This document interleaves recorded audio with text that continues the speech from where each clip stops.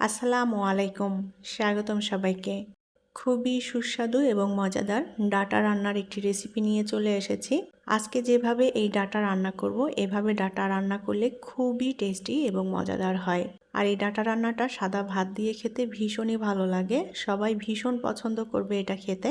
মাছ ছাড়াও যে ডাটা রান্না এত মজার হয়, এটা না খেলে বুঝতেই পারবেন না।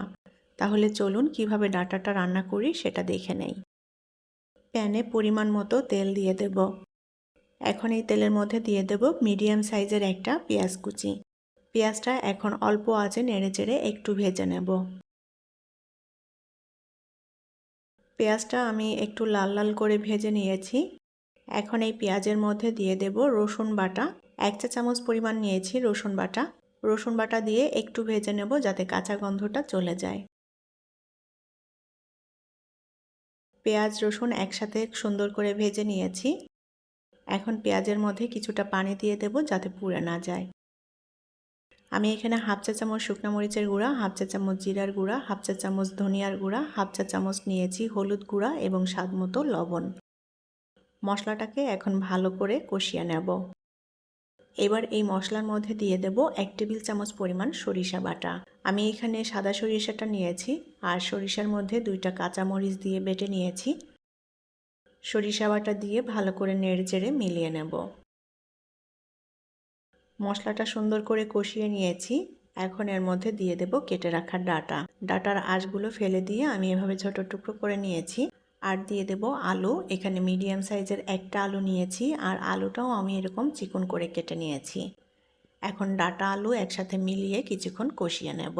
ডাটার সাথে আলুটা দিলে খেতে খুবই ভালো লাগে। আলু ছাড়াও রান্না করে নেওয়া যায়, তবে এই রান্নাতে আলুটা মিক্স করে দিলেই বেশি ভালো লাগবে খেতে।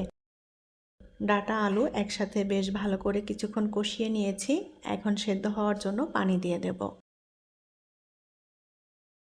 পানিটা পরিমাণ মতো করে দিয়ে দিয়েছি। আর এখানে কিন্তু কোনো ঝোল থাকবে না, ডাটাটা একদম মাখো মাখো করে রান্না করব। ঢাকনা দিয়ে ঢেকে রান্না করে নেব যাতে ডাটা আলু সুন্দর মতো সেদ্ধ হয়ে যায়। 5-6 মিনিট ঢাকনা দিয়ে ঢেকে রান্না করে নিয়েছি। এখন ডাটাটা একটু উল্টাপাল্টা করে নেড়ে দেব। এবার এর মধ্যে দিয়ে দেব বড় সাইজের একটা টমেটো। টমেটোও আমি লম্বা ফালি করে কেটে নিয়েছি। আর দিয়ে দেব 5-6টা কাঁচামরিচ। কাঁচামরিচ একটু চিড়ে দিয়েছি যাতে কাঁচামরিচের ফ্লেভার এবং ঝাল দুইটাই বের হয়। নেড়ে চেড়ে মিলিয়ে নেব টমেটোটা।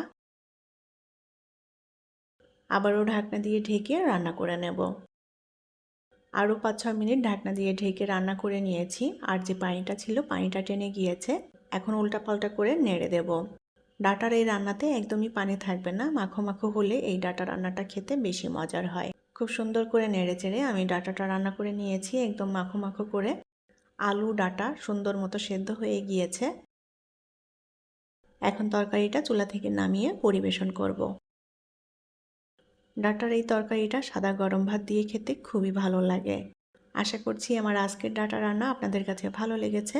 পরবর্তী রেসিপি দেখার আমন্ত্রণ জানিয়ে বিদায় নিচ্ছি। আল্লাহ হাফেজ।